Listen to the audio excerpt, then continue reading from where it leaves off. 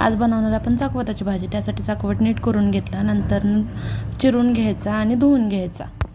त्यानंतर कुकरच्या भांड्यामध्ये घालून घ्यायचं सगळं चाकवत. थोडंसं मीठ घालायचं. मीठ घातल्यानंतर थोडंसं पाणी घालून घ्यायचं. जास्त पाणी घालायचं नाही, थोडंसंच पाणी घालून घ्या. त्यानंतर आपण त्या वाटीमध्ये शेंगदाणे ठेवूया, म्हणजे पूर्ण शेंगदाण्यांचा गाळ होत नाही, कारण का भाजी स्मॅश करायला लागते शिजल्यानंतर मग शेंगदाणे पूर्ण स्मॅश होत नाहीत, म्हणून सेपरेट हे करून ठेवायचे. आणि कुकरच्या 2 शिट्ट्या काढून घ्यायच्या. 2 शिट्ट्यात भाजी शिजून जाते, खूप वेळ लागत नाही भाजी शिजायला. तोपर्यंत आपण इकडे पेस्ट करून घेऊया लसूण मिरचीची.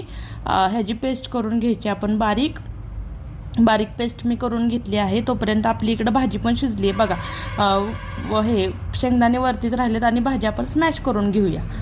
भाजी स्मॅश करून घेतली की कढई ठेवा तापायला. कढई तापली की त्यामध्ये तेल घालून घ्या. तेल तापलं की त्यामध्ये जिरं घालून घ्यायचं. जिरं तडतडलं चांगलं की ते आपण पेस्ट केली आहे लसूण आणि मिरचीची ती घालून घ्यायची. लसूण आणि मिरचीची पेस्ट चांगली भाजून घ्यायची, म्हणजे लसणाचा वास येत नाही कच्चा.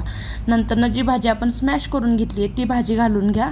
नंतरनं त्यामध्ये शेंगदाणे घालून घ्या, आपण जे शिजवलेले होते ते. त्यानंतर त्यात थोडंसं चवीपुरतं मीठ घालून घ्या. भाजी उकळली की गॅस बंद करून घ्यायचा. त्यानंतरनं ही भाजी तयार होते. खूप छान लागते चवीला. तुम्ही पण अशा पद्धतीने नक्की ट्राय करा. Thank you for watching.